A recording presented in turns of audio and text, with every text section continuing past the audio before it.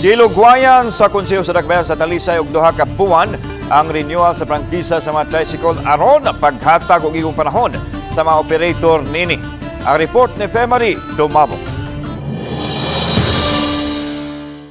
Halos na puno sa mga tricycle kining atubangan sa Talisay City Command Center alang sa nagpadayong inspeksyon isip rekisito sa renewal sa ilang prangkisa ganihang buntag.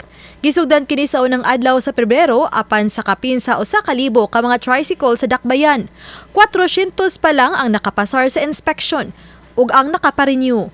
Mapupos ang renewal sa pagtapos usab ning buwana. Tungod niini adunay hangyo ang mga tricycle operator o driver sa Dakbayan nga lugwayan ang renewal. Para maka-avail ang usa ka operator sa extension, kinahanglan ipada niya dinhi sa tong opisina ang tricycle, mukandak una og physical inspection, unya ang City Tuda mo'y mo recommend og pila ka kabuan nga hatagan og extension. Sa sesyon gahapon, gilugwayan sa konseho og duha ka buwan ang paghikay alang sa renewal sa prangkisa sa mga tricycle sa Dakbayan sa Talisay. Usa sa mapasalamaton kining 5 ka tuig ng tricycle driver. Mga suga panahon sa kagabion og di natubot ang suga or signal light. Kuya mo sa madas maganda mo pataka tag tuyok. Hatagan mi niya og lugway nga para jud makapa-repair sa katong dunay mga buslot nga reparonon. Usa sa 500 ka mga tricycle diri sa Dakbayan sa Talisay kini kang Rani ang wa pa na pa-renew ang prangkisa kay matud pa man dili kini makapasar tungod sa buslot dinhi sa iyang atop.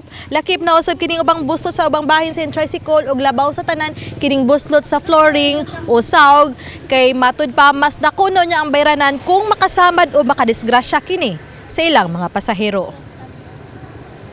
Si Rani Beriones, 11 ka tuig na nga tricycle driver ni angkon nga mangreklamo na gyud ang uban sa pasahero sa iyang tricycle. Kay mabasa man sa pasahero na, dagang reklamo.